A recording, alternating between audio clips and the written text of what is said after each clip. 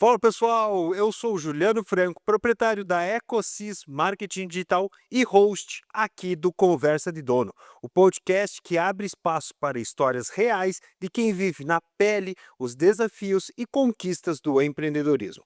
No episódio de hoje, eu tenho a honra de receber uma convidada muito especial, Gilvana Ribeiro, ela que é sócia fundadora e vice-presidente da corporativa da GTS do Brasil, hoje conhecida como GTS Group.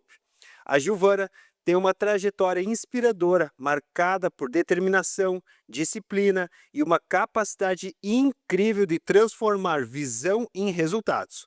Além de ser uma das grandes líderes do agronegócio no Brasil, ela é também especialista em gestão financeira e governança corporativa, maratonista internacional e mentora em lideranças. A conversa de hoje promete trazer muitos aprendizados, tanto para o seu negócio quanto para a sua vida. Então fica com a gente, porque daqui a pouquinho tem Conversa de Dono. Agora sim, pessoal, estou aqui com a Gil, né? E antes de eu começar com as nossas perguntas, que a gente vai focar aqui na parte do empreendedorismo, os desafios e as lideranças, eu vou perguntar para ela, Gil, como que se apresenta quando alguém pergunta quem é a Gilvana? Em poucas palavras, conte pra gente. Eu me apresento como uma mulher empreendedora e que gosta muito de liderar, trabalhar com as pessoas. Sou mãe e avó. Então, estou aí exercendo diferentes e múltiplos papéis em prol dos sonhos, da realização e também do desenvolvimento da empresa, das pessoas e da comunidade como um todo. Assim, ó, a gente tem um propósito dentro do nosso podcast, né, que é falar com o dono, né, a conversa de dono, né. Quando você recebeu o convite em aceitar estar aqui conosco, né, de conversar e falar, né, com outros empreendedoras, né, empreendedores, donos e donas de negócio, qual que foi a motivação para você vir aqui falar com essa galera aí? É uma alegria porque eu sinto uma necessidade de transmitir um pouco do meu modesto aprendizado aí ao longo do tempo que a gente está à frente da empresa, que são 25 anos, e esse período todo certamente foi calejado, né, de desafios, de superações, de conquistas, de limitações.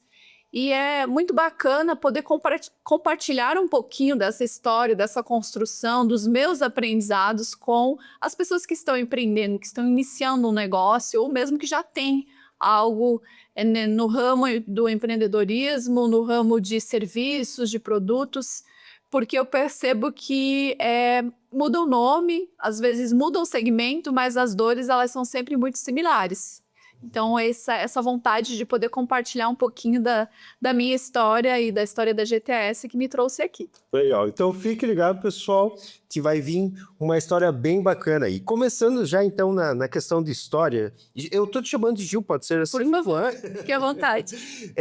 Como que a gente escuta muita, vamos dizer assim, alguns mitos, algumas lendas em torno da GTS, né? Porque quem sabe a maior empresa da nossa região aqui, mas como que nasceu a ideia do GTS, da GTS Group, né? E qual foi o primeiro grande passo assim que vocês para tornar ela uma realidade? A GTS ela nasce exatamente de uma necessidade de melhorar a vida do produtor rural no campo. E isso era lá por volta do final dos anos 90, início do ano 2000. E quando nós decidimos, juntamente com a família Strasser, fundar e mais duas outras famílias de sócios à época, que são famílias argentinas, mas que não são mais sócias já tem algum tempo, surgiu dessa necessidade advinda de um sonho, né? O sonho de melhorar a vida do homem no campo e o sonho de melhorar a vida da família e das pessoas ali envolvidas. Então, tudo começou por aí, por esse sonho. Por isso que eu gosto sempre de pensar o quão relevantes são os nossos sonhos. Né? A partir deles, a gente muitas vezes consegue mudar a nossa realidade e a realidade de muitas outras pessoas. E foi o que a GTS fez e vem fazendo. Legal. Teve algum momento, assim, Gil, que você percebeu ou deu a virada de chave, assim, ó, agora a gente passou, vamos dizer assim, de uma família uma organização própria, né, para uma organização, vamos dizer, externa. A partir de agora a gente vai atender a outras empresas, né? Teve um momento assim que você percebeu na história de vocês, assim, tu lembra? Sim. A construção, ela leva muito tempo. Nós temos 25 anos e por muitos e muitos anos foi muito difícil de não ter recursos, de precisar sempre captar recursos fora, às vezes de emprestar no início, bem no início, né, de emprestar dinheiro do amigo, do conhecido, para poder manter as contas em dia, porque levou muito tempo para a gente conseguir entrar no mercado. É um mercado muito competitivo, o mercado do agronegócio, e tem toda uma fase inicial que as pessoas às vezes imaginam que você vai abrir uma empresa, vai ter um produto e amanhã você já vai sair faturando. Então não funciona, pelo menos na nossa época e para o nosso segmento não funcionou dessa forma. Então teve aí um período que eu diria pelo menos uns 15 anos, né, de maturação, de construção desse negócio para você conquistar um pouco do mercado. E eu ainda acredito que a nossa filosofia é essa, que a gente nunca chega ao final, né? As empresas, elas nunca chegam ao seu limite máximo de dizer eu estou na excelência. Nem empresa, nem nós, seres humanos, nós precisamos estar continuamente evoluindo. E quando nós chegamos aos 20 anos, nós entendemos que sim, nós tínhamos passado as piores fases do negócio como todo. Nós já tínhamos comprado os sócios argentinos, nós já tínhamos comprado a Ciseo, já tínhamos comprado a participação de outros 2 irmãos do Assis. Então éramos, né, nessa época, nós unicamente sócios e tocando esse negócio de uma forma mais unida, mais direcionada. E isso tornava a empresa, digamos, profissionalizada, como de fato é. Até recentemente eu fiz um curso em Florianópolis, onde a gente tratou de empresas familiares. Não necessariamente uma família que uma única pessoa empreende, né? A gente tem que olhar, quando você tem uma empresa dentro de uma família, são muitos envolvidos dentro dessa família e, logicamente, a comunidade. Então, a gente foi fazendo essa construção dia após dia, conseguindo passar os desafios de questão societária, de questão de desentendimento, às vezes, de ideologia de trabalho, de fazer as coisas, e foi aos poucos tendo um único direcionamento, né? Então, desde 2013, nós somos a Ciseo os únicos proprietários e a gente tem um entendimento, uma linha de trabalho muito parecida e a empresa é totalmente profissionalizada. E isso nos deu corpo, né, para conseguir adquirir outros empreendimentos, voltar a ter lavouras que também utilizamos para testar os equipamentos e para a produção de grãos. Então, isso foi nos dando a substância que precisávamos para nos chamarmos, digamos, de um grupo exatamente, né? Que tem uma série de negócios aí para atender ao longo desses 25 anos. Você vai falando, eu vou anotando as coisas, por isso que é conversa, né? Exato. Eu lembrei aqui, e aí eu quero ver se casa um pouco também da questão do que ocorreu, né, nesse longo prazo ali com vocês. A questão dos vários sócios. Eu recentemente, há 2 semanas, para ser bem exato, assim, tive contato com uma empresa, e aí são 6 sócios. Aí tem 2 com 18%, outros 2 lá com 15%, um lá com 10%, o outro tinha não sei quantos por cento.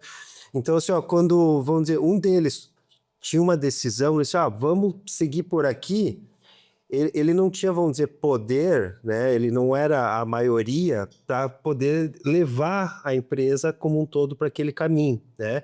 Ou quando o Joãozinho, quando um deles tinha uma decisão para tomar, ele dependia de outros 5, né? Você acredita que essa questão dessa unificação um pouco mais próxima, com menos um quadro societário, vamos dizer assim, mais centralizado, né? Isso fez com que a empresa também conseguisse tomar melhores decisões, né? Não se dividia tanto as ideias? Certamente, Juliano. A questão societária, eu acompanho muitas empresas que são nossos revendedores e empresas, às vezes, que estão iniciando, e eu sempre pergunto o seguinte: alguém será majoritário? Porque é importante. Alguém precisa ter o poder de decisão. como você mesmo colocou, porque as situações do dia a dia, elas precisam funcionar, as questões de investimentos, as questões estratégicas, e quando a gente está numa amplitude, digamos assim, de cabeças pensantes, é natural que as pessoas tenham entendimentos diferentes. Faz parte, é próprio do ser humano. Mas isso muitas vezes impacta na tomada de decisão, na rapidez com que as coisas evoluem ou não. E quer queira, quer não, o mercado é muito ágil. Não dá para a gente esperar para falar com 10 pessoas, ou 5 ou 6, para fazer tal situação. O mercado já fez, as coisas já aconteceram, o cliente já foi, já comprou, já andou. Então, quando a gente teve esse entendimento, esse direcionamento, certamente muita coisa fluiu muito melhor. Óbvio que, em alguns pontos, ter mais cabeças pensantes também ajuda, né? Como a velha máxima, 2 cabeças pensam melhor que uma.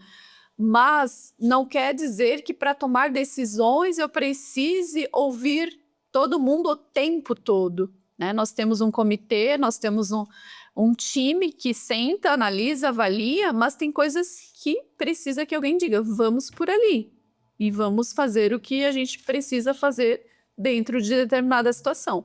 Então, sempre que você, já falando aí diretamente com o empreendedor ou aquela pessoa que está pensando em construir um negócio, sempre que você for abrir um negócio, tenha esse cuidado de não distribuir tanto as decisões, as cotas, as participações, porque pode ser, não, óbvio, né? Toda regra há uma exceção, pode ser que você lá na frente tenha alguma dificuldade para tocar o negócio em função desse compartilhamento muito diluído, muito distribuído das decisões. Então, é bem importante ficar atento a isso, com certeza. E outro ponto que eu sempre gosto de falar pro pessoal é: não faça negócio com amigos. Às vezes você perde o negócio e perde o amigo. Então também tem que ter esse cuidado e deixar os papéis bem definidos. Certo.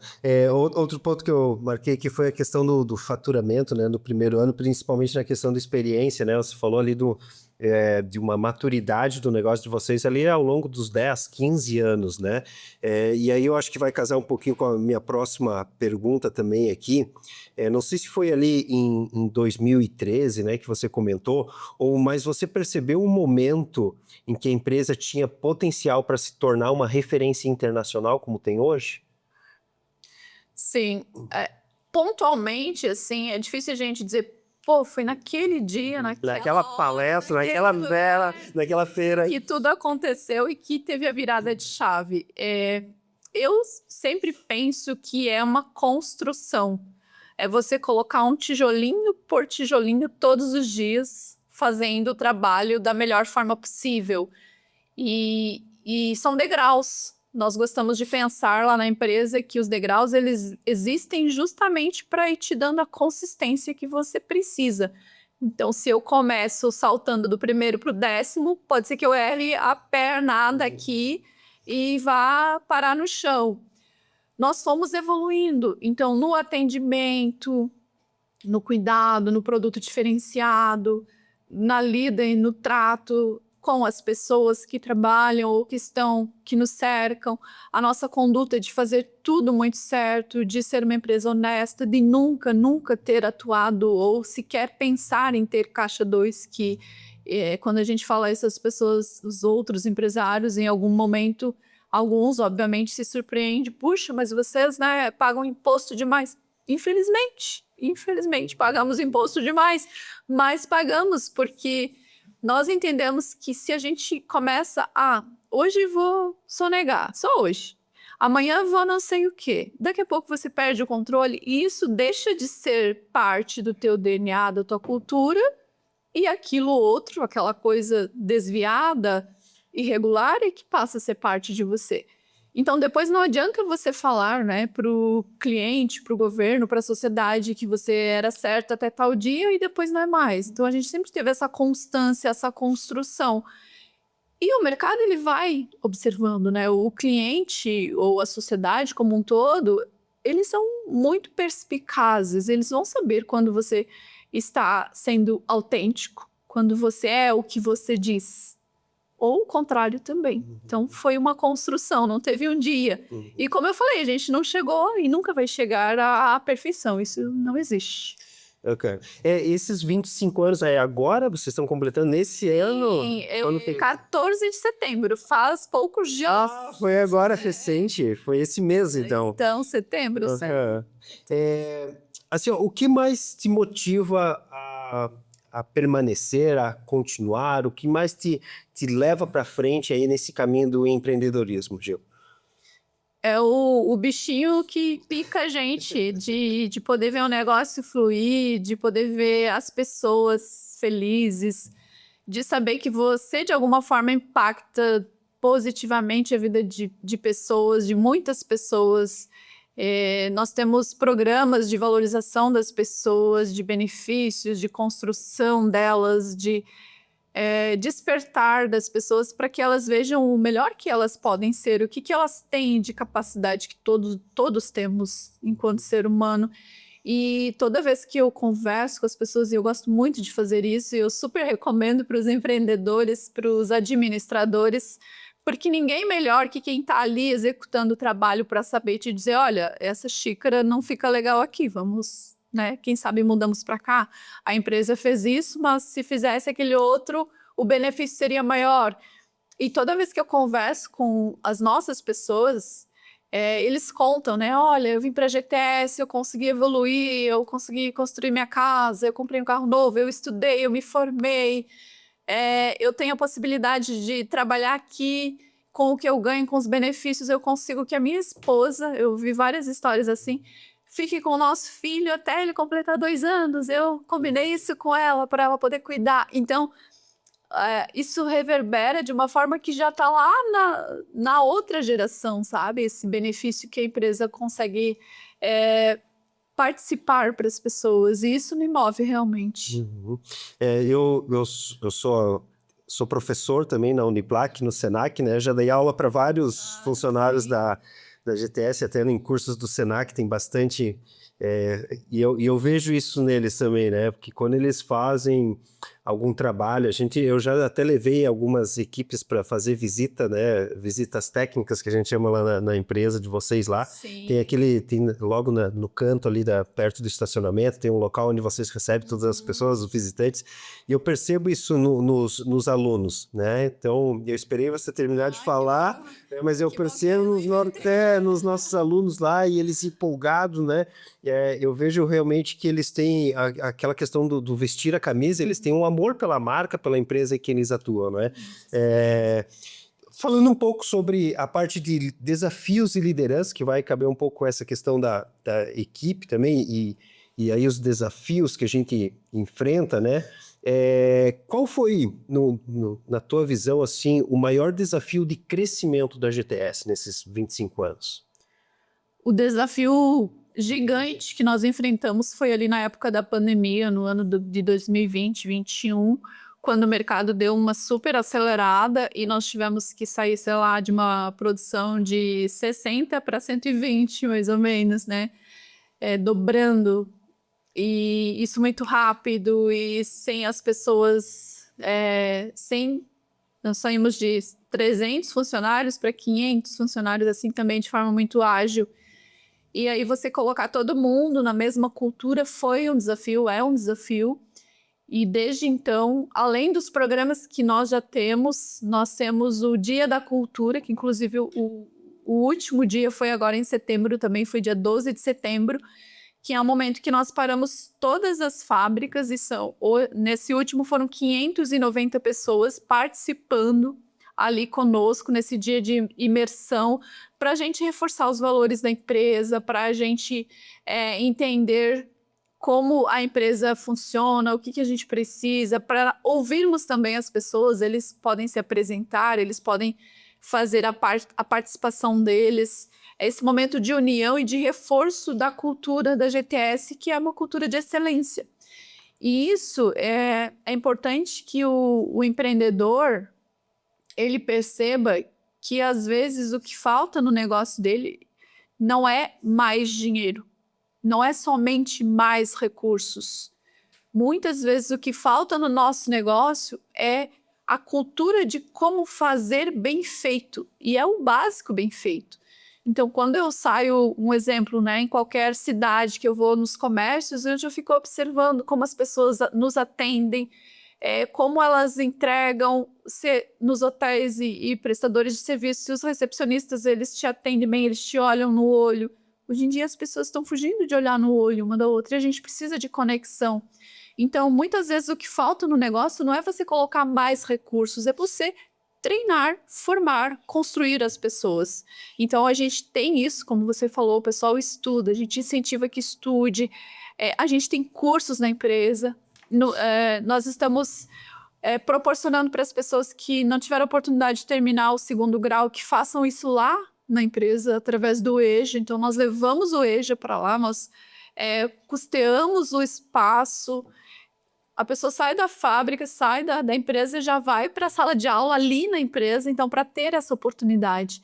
Incentivamos que elas acreditem e que queiram estudar, porque muitas vezes são 30 anos sem entrar numa sala de aula, 20 anos, e para o pessoal isso é uma quebra de paradigma também. Mas a partir do momento que ele vai, que ele consegue, ele se sente capacitado, e aí ele realmente engaja, ele vê que a empresa quer o bem dele. Porque eu não sei se ele vai estar ali amanhã, mas isso não faz tanta importância para nós, a gente quer que ele fique. Mas se ao sair dali ele vai para um lugar melhor, que bom, ele está levando um pouco da construção que a gente propôs ali junto com todos da GTS. Você falou no começo ali, quando eu te perguntei, né, quem que é Giovana, em poucas palavras, né, e aqui vai um pouco dessa questão de desafios, né. Recentemente a gente fez um especial no Dia dos Pais, que a gente trazia a questão da dupla jornada do homem, né? Que o homem ele tem que sair cedo para ir para o trabalho, né? Trazer, né? Prover para dentro da casa, mas ele tem que chegar em casa, ele não pode perder a questão de ser pai, de ser esposo, né? E a mesma coisa hoje, né? Na nossa sociedade ocorre com a mulher, né? Ela tem as suas funções também fora e dentro de casa, né? Como que você equilibra essas funções de mãe? Você já é avó? Já? Líder de um grupo? São quantos colaboradores hoje? 590, somando ali todo o time de vendas também. Como que você faz hoje aí para equilibrar todas essas funções? Eu gosto de dizer que eu não equilibro. É impossível. Quem diz que consegue equilibrar, porque o equilíbrio parece ali tudo perfeito. Não é perfeito. Eu tô numa fase, já tem algum tempo, que as minhas filhas já cresceram. Tanto que eu sou avó, então a mais velha tá com 24, a mais nova tá com 18, ambas já estão nas suas casas, uma estudando, a outra já tem família. E para mim acabou ficando um pouco mais leve das obrigações ali, de levar para a escola, buscar da escola, ajudar nas tarefas, né? Isso demanda bastante dos pais, com certeza. E eu consigo através da agenda, tá? O meu não equilíbrio ainda funciona porque eu agendo tudo, né? Tanto que a gente demorou para estar daqui. Então, eu sempre falo, gente, vamos agendar. Minha agenda, se eu for olhar agora, já tá para novembro. Porque são muitos compromissos e se você não coloca na agenda, não sobra tempo para você também. Então, eu tenho tempo para correr, para meu autocuidado, para a família. Eu agendo para eu ir também visitar o meu neto, porque daqui a pouco ele vai dizer quem é essa, né, que não apareceu aqui. Então, é colocar na agenda. E hoje a gente tem muito essa facilidade de perder tempo. A gente pega uma rede qualquer aí, quando vê, passou 1 hora, 2 horas, e a gente poderia estar lendo, enfim. Tudo isso que eu sei que é possível. E, claro, colocar na agenda, esticar aí dentro dos teus horários, da tua disponibilidade, e uma vez que está na agenda, eu cumpro a minha agenda. Isso também é outra coisa importante, não dá para a gente se enganar, que está na agenda e a gente não faz. Óbvio que algumas coisas a gente vai reajustando ali, né? Ajustando de um lado para o outro, mas é colocar na agenda e atender as demandas conforme elas são mais relevantes, né? Em determinado momento vai ser a situação com a filha.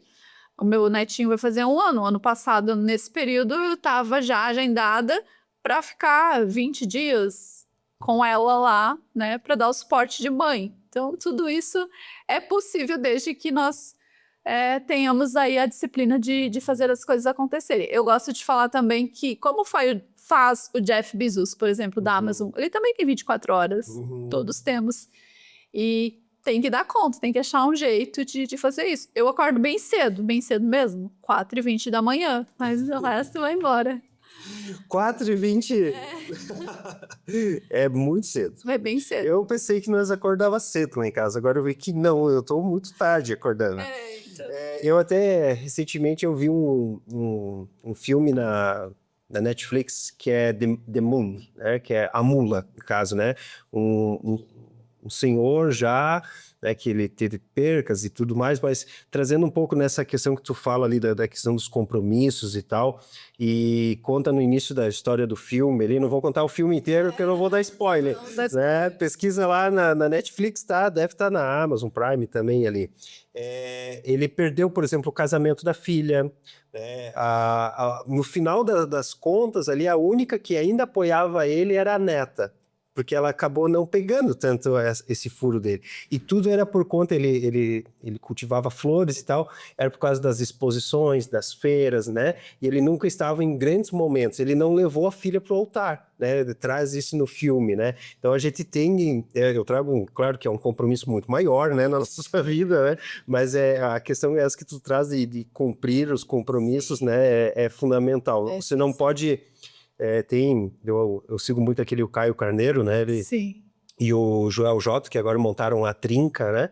E eles falam assim que o empreendedor não pode perder a família, né? Você não pode perder esse convívio. Sim, Por mais, aí você trabalha para juntar dinheiro e depois tu vai gastar todo o teu dinheiro para repor a saúde. E aí não vai ter mais jeito, né? Então, quais as competências, agora falar um pouco de competência e liderança aqui. Quais as competências que você acredita que todo empreendedor precisa desenvolver para a longevidade aí dos seus negócios? Ele precisa ser um visionário e um ser que não se acomoda, está numa contínua busca do aperfeiçoamento do seu negócio, do cuidado com as pessoas. Então eu digo que é um ser insaciável, nunca está bom. As coisas precisam estar evoluindo, ele precisa estar olhando para o seu negócio e pensando, puxa, isso dá para fazer melhor? Como posso atender melhor? Como posso melhorar a minha loja, o meu negócio? Ah, isso tá bom aqui, mas e se colocasse lá? E, lógico, para ele ter esse olhar, ele precisa sair da caverna. A gente só conhece a caverna quando a gente sai de dentro dela. Por isso que lá na empresa nós temos esse movimento, e eu sempre tive isso na minha vida pessoal e de formação, de estar buscando cursos, de buscar estudar, de como a empresa é minha experiência maior desde o início, eu preciso pegar em outras fontes, eu preciso fazer esse benchmark com outras organizações, em cursos, em imersões, em treinamentos, para trazer o melhor, né, possível e adaptar para o meu negócio. Mas o empreendedor, ele precisa ter esse quesinho assim, de insatisfação. A partir do momento que a gente pensa, olha, eu vou abrir um negócio, vou ganhar X e está resolvido, aí que começa a desbancar tudo, porque o meu negócio hoje vale X, ou eu ganho X, mas amanhã o concorrente já está ganhando X mais 1 e o meu já está ficando para trás. Então não é que a gente tem um negócio hoje que funciona bem e amanhã ele está funcionando. O mundo é muito volátil, tudo está mudando aí o tempo todo.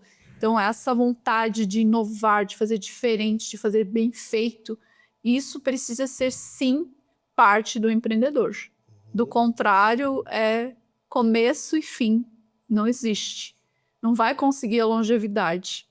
E claro, aí chega num ponto que a gente já tem que pensar em preparar sucessores, né? Que venham e com essa mesma ânsia de dar prosseguimento aí ao negócio, com esse DNA de querer evoluir, de fazer bem feito, de nunca estar satisfeito.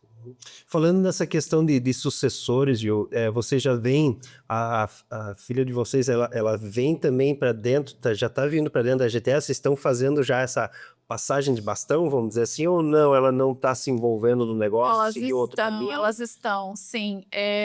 Nós temos, primeiramente, um time interno muito bom, formado por gerentes e 2 diretores, que nós estamos alçando aí, distribuindo as nossas tarefas, tanto vocês quanto eu, já nessa perspectiva de sucessão, dentro da profissionalização desse pessoal que está conosco há 20 anos, 18 anos. E as nossas filhas, elas também estão sendo preparadas, né? Uma ainda está no curso de administração, a outra formou médica, mas ela entendeu aí durante a formação que ela quer se envolver com os negócios, entender o todo para poder contribuir. Então, a gente tem um longo caminho ainda, porque não está nada pronto, mas a gente tem muita certeza que se elas forem adentrar exatamente no negócio, elas poderão fazer um belo trabalho, porque antes de qualquer coisa elas têm bom coração, sabe? Eu sempre digo para elas, vocês têm, modéstia à parte, mãe falando, então, né? Vocês têm bom coração e são inteligentes, então o resto se aprende. Que o principal do negócio é ser dirigido por pessoas do bem. Não existe negócio bom com pessoa de má índole, sabe? Não fecha, não casa. O universo não devolve. Legal. Pessoal, nós estamos chegando aqui na metade já do nosso episódio do Conversa de Dono. Se você não segue nosso canal, não deixa de curtir já e seguir nosso canal aqui. Fica ligado que eu tenho um recadinho bem rapidinho para você e daqui a pouco eu volto aqui com a Gil e a gente segue com as nossas perguntas. Já voltamos. Esse episódio é um oferecimento do nosso patrocinador, o Sicoob Cred Serrana. Ele acredita no poder do cooperativismo para transformar pessoas, negócios e comunidades. Se você busca soluções financeiras justas, próximas e sustentáveis, conte com o Sicoob Cred Serrana, sempre ao lado do associado. Estamos de volta então ao nosso Conversa de Dono. Hoje estou aqui com a Gil, ela que é CEO, sócia proprietária da GTS Group. E vamos seguir então com as nossas perguntas aqui. Nos bastidores eu já comentei com ela, eu gosto de correr, não sou nenhum atleta profissional. E eu sei e acompanho ela, sei que ela tá num nível hard aí, né, nessa parte de corridas.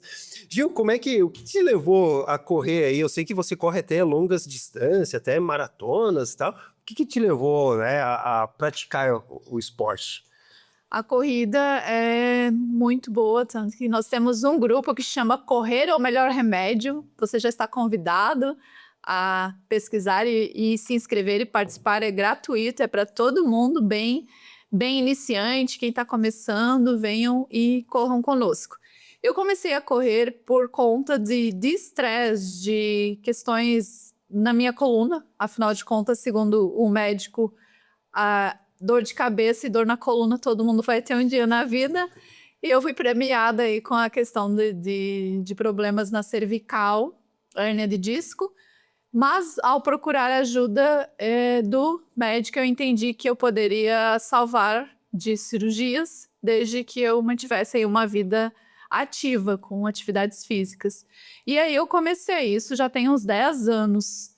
E aí a corrida acabou nascendo na minha vida. Fazendo uma retrospectiva, eu já corria desde criança. Sou do interior, morei muitos anos no interior, então eu subia e descia os barrancos, ia para a escola correndo, voltava. E a corrida, ela só retornou a mim aí depois de muitos anos. E eu nunca mais deixei de correr. Hoje, por exemplo, logo cedo já corri 18 quilômetros, porque estou me preparando para a Maratona de Chicago, que será agora dia 12 de outubro. E o fato de a corrida fazer parte da minha vida é muito benéfico, porque ela me fortalece e eu consigo, através da disciplina na corrida, fortalecer ainda mais a minha disciplina nos negócios, na família, nos compromissos e na vida como um todo. Então, eu sou muito fã da corrida e se eu ficar falando aqui, a gente vai a tarde toda aí falando de corrida. Essa tua fala que tu comentou agora é um pouco do que eu vejo eu correndo, né? Eu corro 3, 4 vezes por semana, faço 10 km. Então, o que eu vejo, assim, o primeiro quilômetro é para tirar dor nas pernas. Aí, do segundo para o terceiro, para o quarto, o corpo vai se aquecendo. Mas eu vejo assim, aqui do primeiro até o quinto, eu resolvo quase que o meu dia ali. Tanto que eu gosto de correr, às vezes até meio dá um pouco de até conflito e tal, porque me atraso com questão de almoço, porque eu uso o intervalo de almoço, às vezes.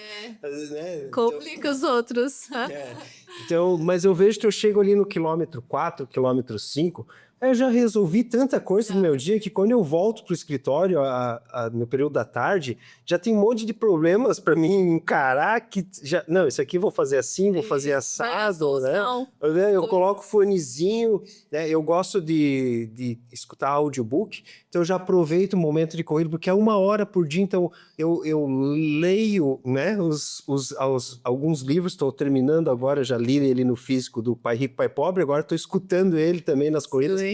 Então ele serve muito para essa minha questão, além da saúde, né? Essa questão da mente, de eu resolver muitos problemas ali enquanto É uma estou terapia. correndo. Isso. Corrida é terapia.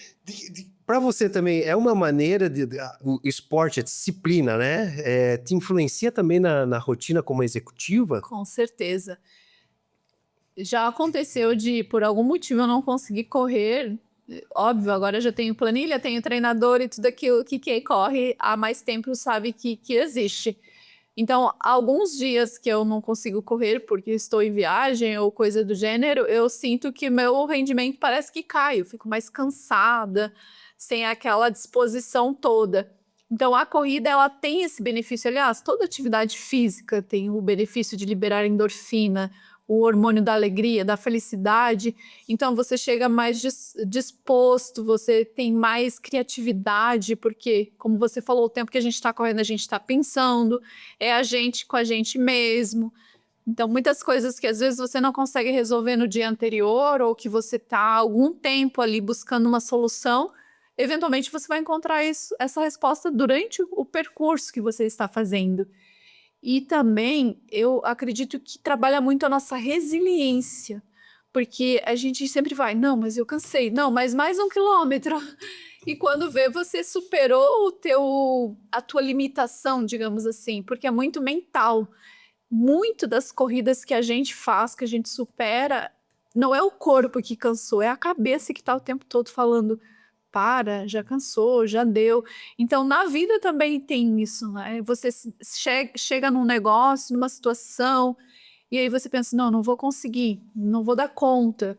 Eu tenho uma amiga que fala que quem tem negócio não pode ter vergonha de gravar um vídeo, de expor sua ideia, né? E aqui já fazendo uma divulgação para a Sabrina, que é minha assessora de marketing nesse sentido. São paradigmas que a gente precisa ir quebrando e que a corrida nos fortalece para isso, né? Quando eu comecei a correr, eu tinha vergonha de correr na rua. Eu pensava, o que vão pensar de mim? Ficou louca? Hoje isso já se popularizou e a gente vai quebrando essas barreiras e superando muito os desafios aí que nós encontramos. E a corrida, ela faz isso. Você se torna mais resiliente, com certeza. Não é qualquer coisa que te derruba. Aí quando você sobe a Serra do Rio do Rastro, 1.400 e poucos metros de altimetria, aí você diz, não, agora se eu subir a Serra do Rio do Rastro, não tem nada que eu não consiga fazer aí, tanto superando os desafios no trabalho, na casa, na vida como um todo.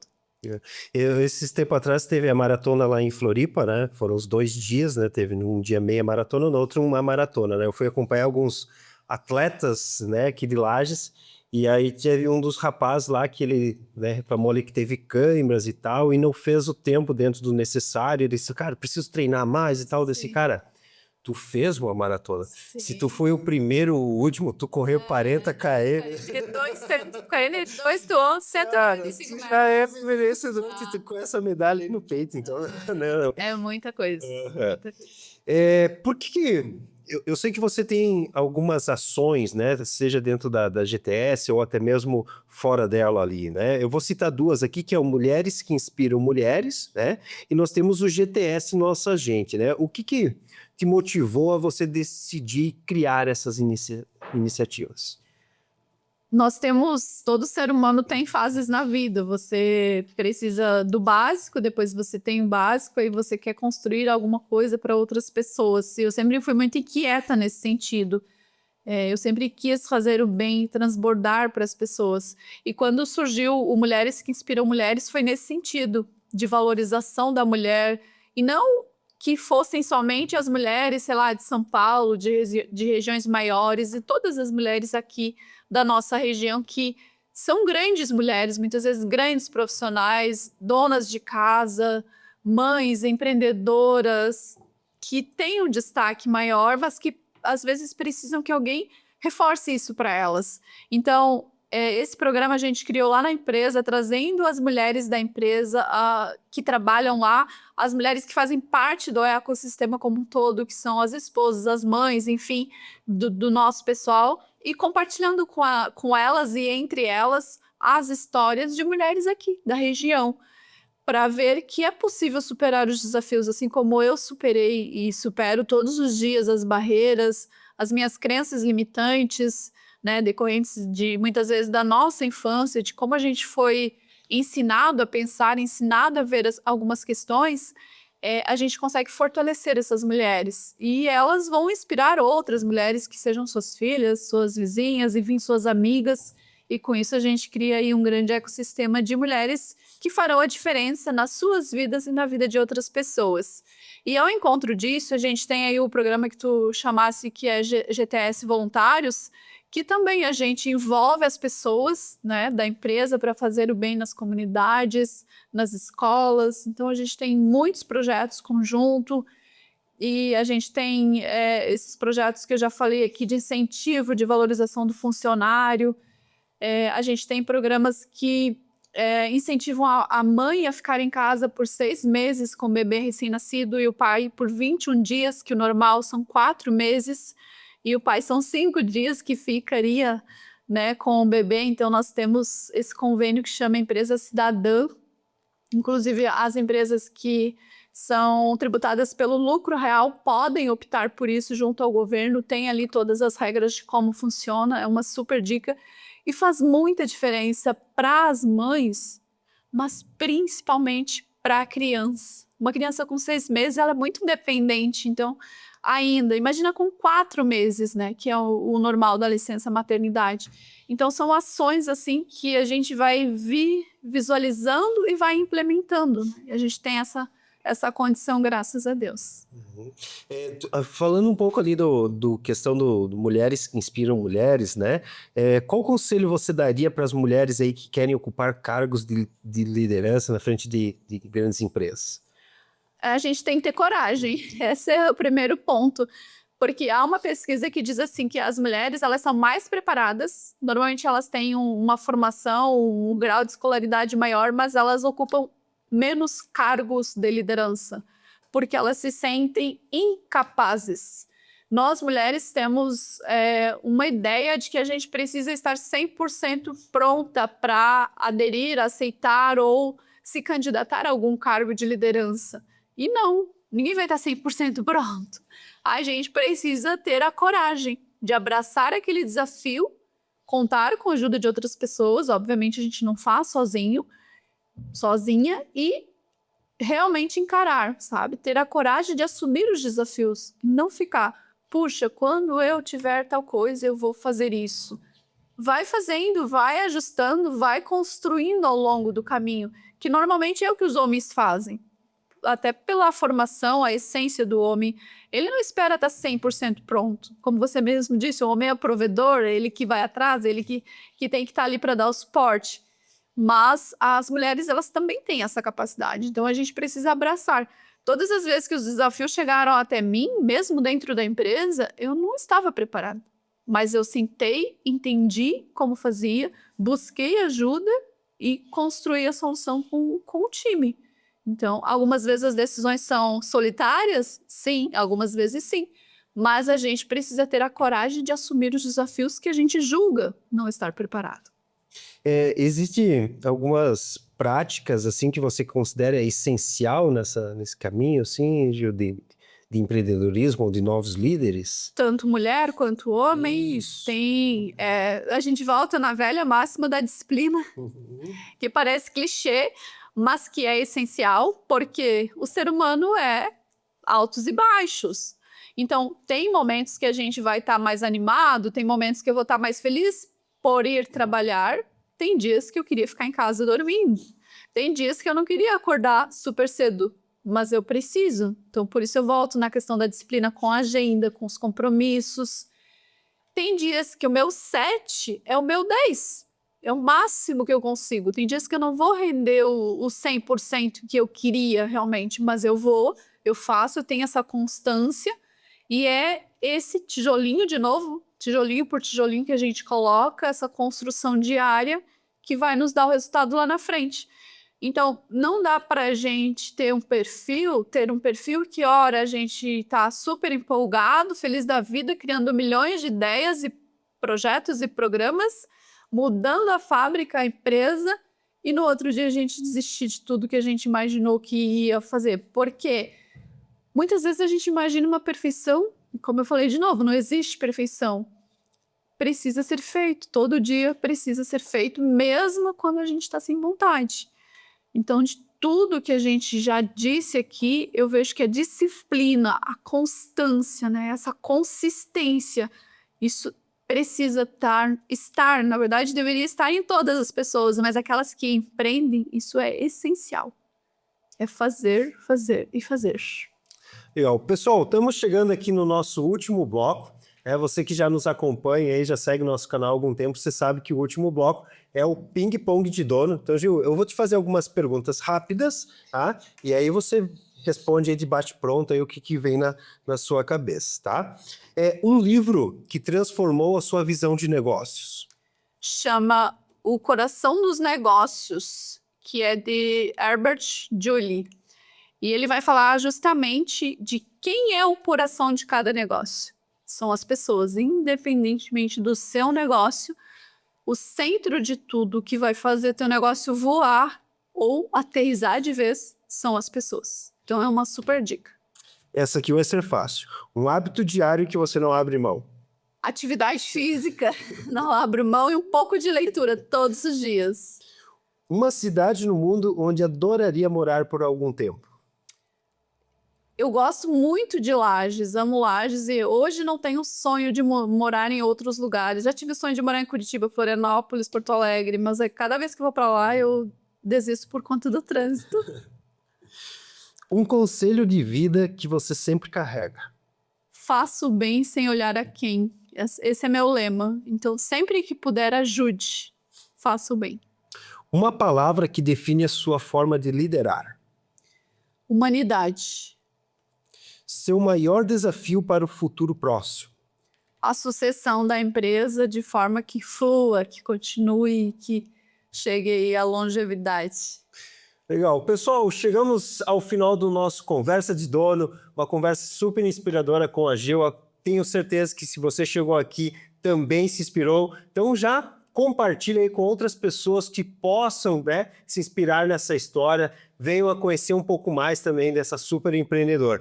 Gil, obrigado pela sua participação. Se tem um minutinho aí, se quiser dar uma palavra para quem... Sim. Agradeço a quem nos acompanhou e vai assistir o episódio, vai ver os cortes. É muito importante discutirmos e trazermos à evidência a questão do empreendedorismo. Lages e região precisa das pessoas empreendedoras que façam o seu melhor, que acreditem no seu negócio e que tragam as pessoas que trabalham com elas para o centro da atenção, o centro dos negócios, incentive que estudem, que se desenvolvam, porque o negócio é feito de pessoas para outras pessoas. Então, se a gente não investir em pessoas, não tem negócio. Muito obrigada. Valeu, pessoal. Até o próximo episódio do Conversa de Dono. Obrigado.